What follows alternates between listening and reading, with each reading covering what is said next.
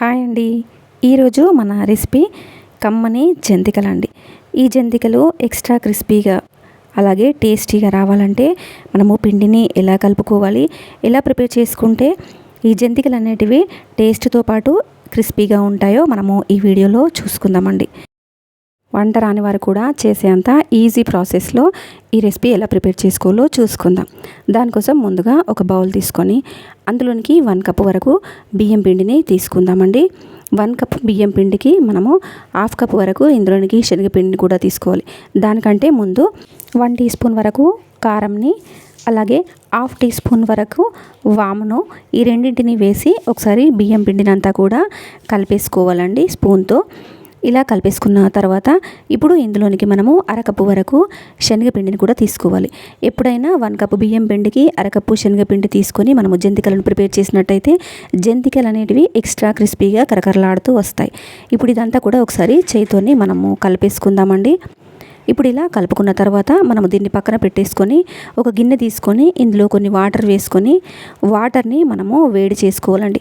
మరీ ఎక్కువగా వాటర్ని వేడి చేయకుండా మామూలుగా గోరువెచ్చగా ఉన్నప్పుడు మనము స్టవ్ని ఆఫ్ చేసుకొని ఈ వాటర్ని మనము తీసుకొని మనము కలిపెట్టుకున్న పిండిలోనికి ఒకేసారి కాకుండా కొంచెం కొంచెంగా వేసుకుంటూ కలపాలండి. ఎందుకంటే ఒకేసారి మనం వాటర్ని వేసినట్టయితే పిండికి సరిపోయేంత నీళ్ళను కాకుండా మనము ఎక్కువగా వేస్తాం కాబట్టి మరి సరిపోయేంత మనకు అర్థం కావాలనంటే దీన్ని మనం కొంచెం కొంచెంగా వేసుకుంటూ కలిపేసుకున్నప్పుడు మనకు తెలిసిపోతుందండి ఎంత వాటర్ దీంట్లోనికి సరిపోతాయి అన్నది. ఇప్పుడు మనము దీన్ని కొంచెం వేడిగా ఉన్నప్పుడే చేతితో కొంచెం కొంచెంగా ఇలా పిండిని తీసుకొని చక్కగా మెత్తగా చపాతీ పిండిలాగా దీన్ని కలిపేసుకోవాలండి. ఇప్పుడు ఇలా కలిపెట్టుకున్న ఈ పిండిని మనము జంతికల గొట్టంను తీసుకుందామండి. జంతికల గొట్టానికి మనం అంతా లోపల ఆయిల్ అప్లై చేసుకుందాము. ఇప్పుడు మనము కలిపి పెట్టుకున్న పిండిలో నుంచి కొంచెం తీసుకొని ఈ గొట్టంలో మనము పెట్టేసుకొని ఇప్పుడు మనము జంతికలను ఎలా వేసుకోవాలో చూసుకుందామండి. మన ఇంట్లో ఉండే ఇలాంటి గరిటెలను మనం తీసుకొని దానికి కొంచెము ఆయిల్ అప్లై చేసుకోవాలండి. ఎందుకంటే మనము మూకుడులోనికి ఈ జంతికలను వేసేటప్పుడు మూకుడులోనికి ఈజీగా జారడం కోసము ఇలా ఆయిల్ని అప్లై చేసుకొని ఇప్పుడు మనము ఇలా జంతికలను మనం ఆ గరిటెల పైన వేసుకోవాలండి. ఇలా మనము 2-3 జంతికలను వేసుకొని పక్కన పెట్టేసుకుందాము. ఇప్పుడు మనము స్టవ్ పైన కడాయి పెట్టుకొని అందులోనికి డీప్ ఫ్రైకి సరిపడా ఆయిల్ని వేసుకోవాలండి. ఆయిల్ బాగా వేడయిన తర్వాత మనము ఫ్లేమ్ని మీడియంలోనికి టర్న్ చేసుకోవాలి.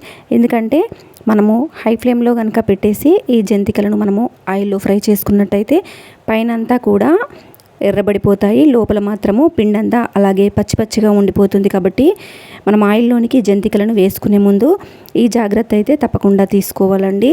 ఎప్పుడైనా హై ఫ్లేమ్లో పెట్టేసుకొని మనము ఆయిల్ వేడి చేసుకొని ఆయిల్ వేడయిన తర్వాత మనము జంతికలను వేయడానికి ముందుగానే మనము ఫ్లేమ్ని మీడియం ఫ్లేమ్లోనికి మనము టర్న్ చేసుకోవాలి. అప్పుడు లోపల బయట అంతా కూడా చక్కగా ఫ్రై అయిపోయి లోపల పచ్చి పచ్చిగా ఉండకుండా జంతికలు అనేటివి క్రిస్పీగా ఉంటాయండి. మనము ఇలాంటి చిన్న చిన్న జాగ్రత్తలు తీసుకుంటూ ఈ జంతికలను ప్రిపేర్ చేసుకున్నట్టయితే ఎక్స్ట్రా క్రిస్పీగా ఈ జంతికలు అనేటివి మనము ప్రిపేర్ చేసుకోవచ్చు. చాలా ఈజీగా ఈ జంతికలను మనము ప్రిపేర్ చేసుకోవచ్చండి. మరొక 2-3 కూడా నేను వేసి చూపిస్తాను చూడండి. ఇలా మెత్తగా మనకు ఈజీగా ఈ జంతికలు అనేటివి రావాలంటే పిండి కలిపేటప్పుడు కూడా మనము చపాతీ పిండిని ఎలాగైతే మెత్తగా కలుపుకుంటామో అలా చక్కగా కలిపేసుకోవాలండి. పిండి కొంచెం మనము గట్టిగా కలుపుకున్నట్టయితే మనకు ఇవి వేసేటప్పుడు కూడా చాలా ఇబ్బందిగా ఉంటుంది, అలాగే క్రిస్పీగా కూడా ఉండవు. కాబట్టి చక్కగా కలిపేసుకోవాలండి పిండిని. ఇలా కలుపుకున్న దాన్ని మనము ఎలా ఫ్రై చేసుకోవాలో నేను మీకు చెప్పాను కదా. సేమ్ ఇదే ప్రాసెస్లో మీరు జంతికలను ప్రిపేర్ చేసుకున్నట్టయితే చాలా ఈజీగా మాత్రమే కాదండి ఎక్స్ట్రా క్రిస్పీగా కూడా మనము జంతికలను ప్రిపేర్ చేసుకోవచ్చు. ఈ వీడియో మీకు నచ్చినట్టయితే ఒక లైక్ చేయండి. ఇలాంటి మరిన్ని రెసిపీస్ కోసము నా ఛానల్ని సబ్స్క్రైబ్ చేసుకోండి. Thank you for watching this video. Thank you అండి.